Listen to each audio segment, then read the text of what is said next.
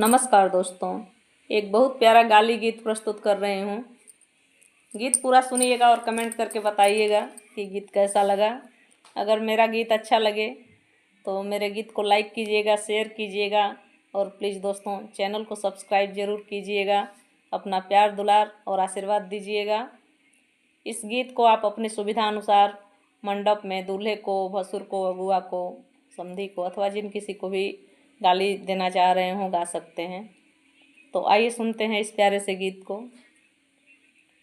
अब ऊंची तलैया के निचला घाट बंगला मुझे भावेला। अब ऊंची तलैया के निचला घाट बंगला मुझे भावेला। अब तहवा समधी के बैना नंगे नहाए बंगला मुझे भावेला। अब तहवा दूल्हा के दीदी नंगे नहाए बंगला मुझे भावेला।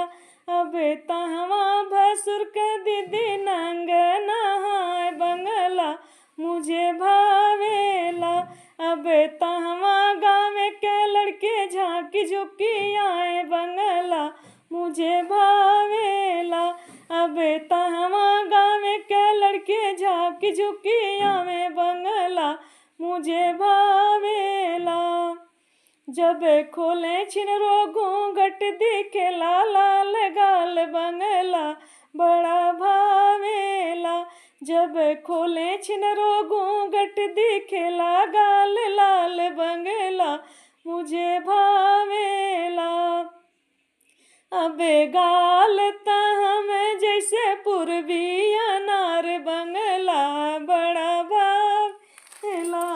अब गाल तहम जैसे पूर्वी अनार बंगला बड़ा भावेला। उनके चोलिया भीतर फल सिरे फल झूठ बंगला बड़ा भावेला। उनके चोलिया भीतर फल सिरे फल झूठ बंगला बड़ा भावेला। उनके लहंगा के तरे दिखे दुई जी के चान बंगला बड़ा भावेला। अब ऊंची तलैया के निचला घाट बंगला